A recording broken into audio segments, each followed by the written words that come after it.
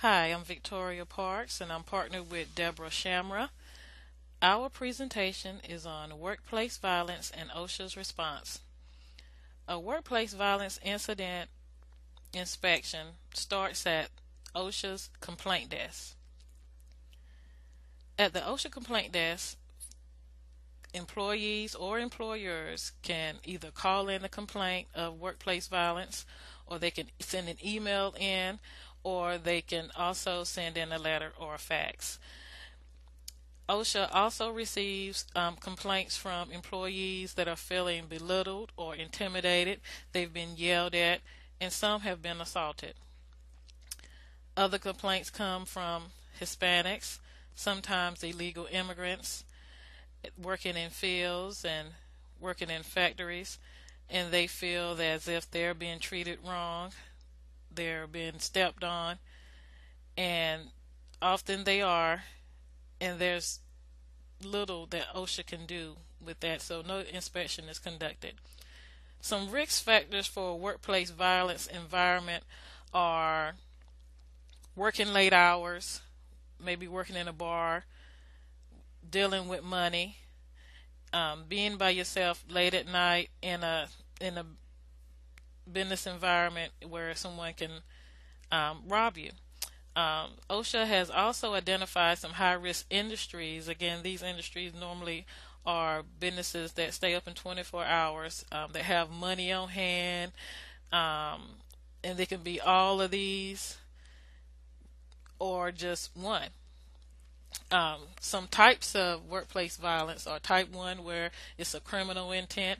Type 2 is when violence is directed at employees by customers or clients or students or patients or inmates. Type 3 is co-workers, when violence is from a co-worker towards a co-worker. And type 4 is personal, when violence is someone who if violence is from someone who does not work with you. Those type of workplace incidents where it's someone that it comes from someone that doesn't work with you, that doesn't get inspected by OSHA. OSHA would normally inspect workplace violence incidents. For instance, if a nurse is attacked by a psych patient, that's an incident that OSHA will inspect.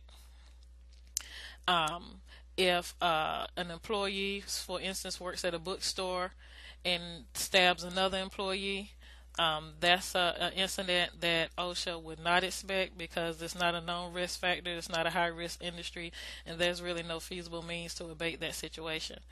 So that would be no inspection. If you work at a bank, an institution, let's say someone comes in and shoots some employees, robber in the bank, it's a known risk factor. They work with money. It's in a high risk industry. Depending on what happened, there may be a way to abate it. Either way, OSHA is inspecting that incident. So inspection procedures. If a social worker is working at a prison and she's providing services to inmates and she's attacked by an inmate, this would call for an inspection by OSHA. It would start with an opening conference where an inspector would go to the work site, meet with the upper management to discuss the situation and discuss what the inspector is going to do while he's there, and then the inspector would go out onto the floor or into the area where the incident took place, walk around, take pictures, get review records, interview employees, just get all the documentation concerning that situation, and then they would take that documentation back to the office and review all the documentation, look at the regulations to see if there was a possible violation, and they will also discuss this with other inspectors.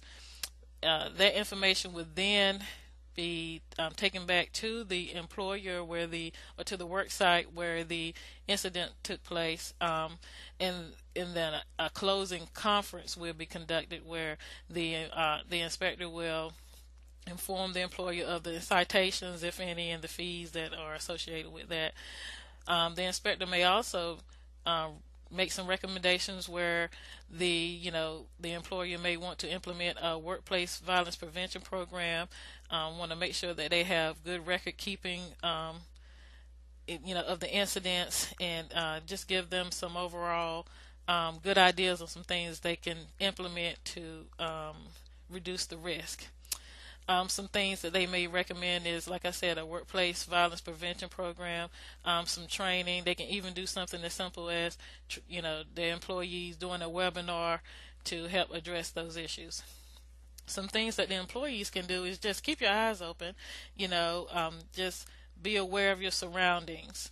And if something happens that's out of control, you're going to want to call the police to get things, taken care of as soon as possible.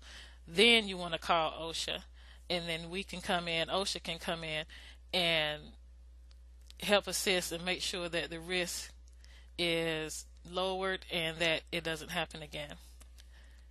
Think safety first, and let's stop workplace violence. Thank you.